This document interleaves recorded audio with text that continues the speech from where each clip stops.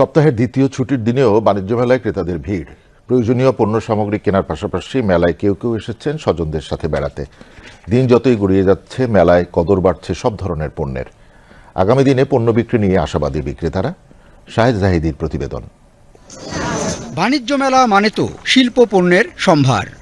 বাহারি সামগ্রী থেকে পছন্দ বা প্রয়োজনীয় জিনিসটি বুঝে নিতেই ছুটে আসা এই অঙ্গনে। ঘুরে ঘুরে কেনাকাটা যেমন হয়, তেমনি সুযোগ মেলে বিনোদিত হবারও।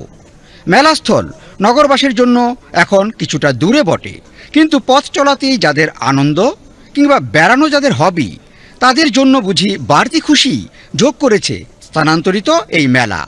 মূলত বাণিজ্য মেলা দেখার জন্য আমার জীবনে কোনো সময় বাণিজ্য মেলা দেখি নাই। আসছে এখন ঘুরতেছে, অনেক ভালো লাগতেছে। ডিসকাউন্টও দিচ্ছি, প্লাস হচ্ছে আপনার গিফটও দিচ্ছি। আমাদের স্পিন দ্য হুইল আছে, এখানেও আপনার অফার আছে। বাড়তি ভ্রমণ সুবিধা, আবার কারো কারো বেলায় বাড়তি খরচের চাপ। তাদের ভাষায় কমতি নেই জিনিসের, খামতি আছে কেনার।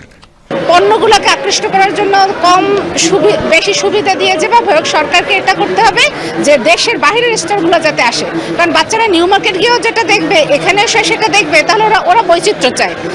দামের বাড়াবাড়ি নিয়ে উদ্বিগ্ন যারা ভাবছেন অবস্থা তো ছাড়খাড়, তাদের জন্য আছে কিছু অফার, কিছু পণ্যে আছে ছাড়।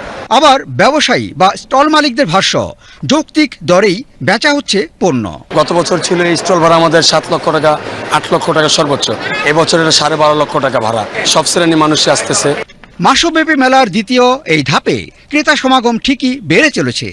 তাতে বিক্রেতাদের চোখে মুখেও ফুটে উঠছে উচ্ছ্বাসের ছাপ। Shahed Zahidi, BTV news, Dhaka.